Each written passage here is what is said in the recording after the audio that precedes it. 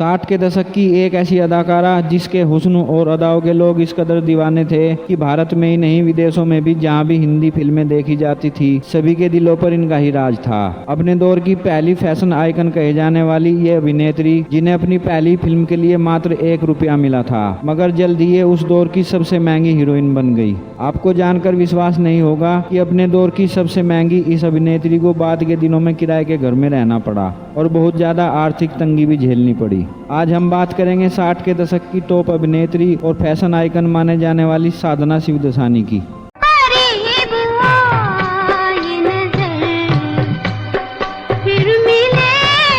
जिन्होंने उस दौर में हिंदी सिनेमा को एक नया आयाम दिया। 2 सितंबर 1941 को कराची के एक सिंधी परिवार में साधना शिवदसानी का जन्म हुआ था। इनका बचपन का नाम अंजलि था। भारत पाकिस्तान बंटवारे के समय इनकी माता लाली देवी और पिता सेवाराम शिवदसानी मुंबई आकर रहने लगे। इनके मुंबई आने का कारण बताया जाता है कि साधना के पिता सेवाराम के छोटे भाई हरी शिवदसानी पहले से ही मुंबई रहकर फिल्मों में काम किया करते थे। इनकी बेटी का नाम है बबीता जो कपूर खानदान की बहू हैं। बड़ाला से अपनी स्कूली शिक्षा पूरी करने के बाद साधना आगे की पढ़ाई के लिए जय हिंद कॉलेज गई। पढ़ाई के साथ साथ साधना स्कूलों में होने वाले नाटकों में भी हिस्सा लिया करती थी क्योंकि उन्हें एक्टिंग का बहुत ही ज्यादा शौक था।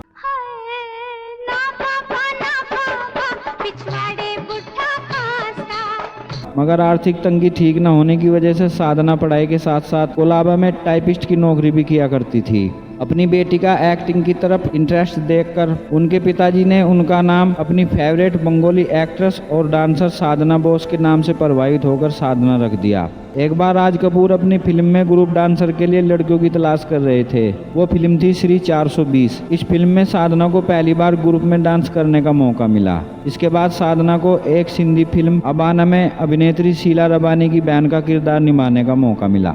साल 1958 में यह फिल्म सुपरहिट रही। फिल्म की कामयाबी के बाद उस दौर के मशहूर फिल्म निर्माता शशाधर मुखर्जी की नज़र साधना पर पड़ी।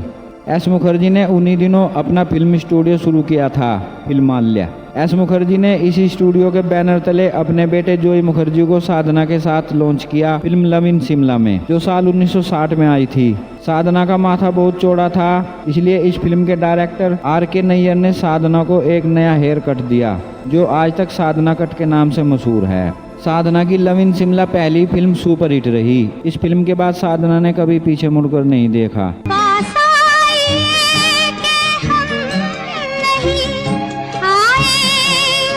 साधना को बड़ी बड़ी फिल्मों के ऑफर आने लगे। इसके बाद साधना ने 1961 में देवानंद के साथ हम दोनों, अभी न जाओ छोड़ कर के दिल अभी भरा नहीं। साल 1962 में फिर देवानंद के साथ ही असली नकली, तेरा मेरा प्यार अमर फिर क्यों। साल 1962 में ही जोई मुखर्जी के साथ एक मुसाफिर एक हसीना। साल 1963 की राजेंद्र कुमार के साथ सबसे बड़ी हिट फिल्म मेरे महबूब। याद में तेरी जाग जाग के हम। साधना की पहली रंगीन फिल्म थी। साल 1964 में वो कौन थी। लग जा गले के फिर हंसी मनोज कुमार के साथ डबल रोल। साधना की ये सभी फिल्में सुपरहिट रही। साल 1964 में साधना ने फिल्म राजकुमार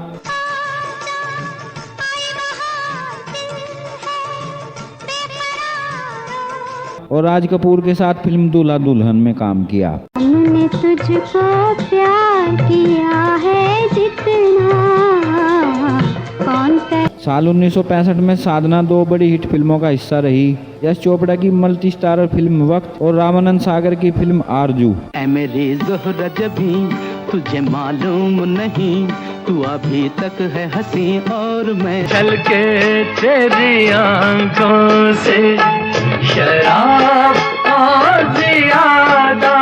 वक्त फिल्म में साधना की ड्रेस टाइट चूड़ीदार कुर्ता पजामा, यह कॉस्ट्यूम इतना पॉपुलर हुआ कि ट्रेंड में आ गया। साल 1966 में सुनील दत्त के साथ डबल रोल में फिल्म मेरा साया। तू जहाँ जहाँ चलेगा मेरा साया झूठा गिरा रे बरेली के बाजार में झूठा। म्यूजिकल हिट रही। इसके बाद 7 मार्च 1966 को साधना ने लव इन शिमला फिल्म के डायरेक्टर R.K. नैयर से शादी कर ली। उस दौर में सबसे ज्यादा सुपरहिट फिल्म देने के बाद साधना सबसे ज्यादा फीस लेने वाली अभिनेत्री बन गई। उन्हीं दिनों साधना को थायराइड बीमारी के चलते इलाज के लिए अमेरिका जाना पड़ा। ऐसा लगने लगा था कि अब दर्शक साधना को बड़े पर्दे पर नहीं देख पाएंगे, मगर तभी साधना ने फिर फिल्मों में वापसी की और साल 1969 में 2 सुपरहिट फिल्में दी, इंतकाम और एक फूल दो माली। हम तुम्हारे लिए, तुम हमारे लिए, सजना सजना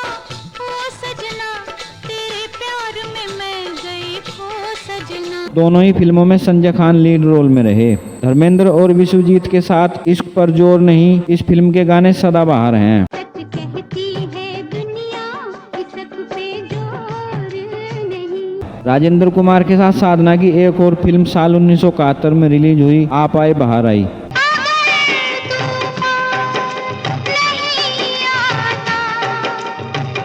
इसके बाद साधना ने निर्देशन में भी हाथ आजमाए और अपने निर्देशन में एक फिल्म बनाई, गीता मेरा नाम, जो 1974 में आई थी। जरा देखिए ना, हम आपकी दीवार के। साधना ने लगभग 30 फिल्मों में मुख्य अभिनेत्री के किरदार निभाए, मगर इतनी कम फिल्मों में काम करने के बाद भी ये बहुत पॉपुलर स्टार रही। इनकी ज्यादातर फिल्में कामयाब रही। इनकी सभी फिल्मों के गाने सुपरहिट हुए। साल 1974 में अपनी बीमारी के चलते साधना ने फिल्मों में काम करना बंद कर दिया, मगर कुछ इनकम्प्लीट फिल्में बाद में रिलीज हुई, जैसे मनोज कुमार के साथ फिल्म अमानत, जिसे रिलीज होने में कई साल लगे। आए ये तेरा लहरा के चलना।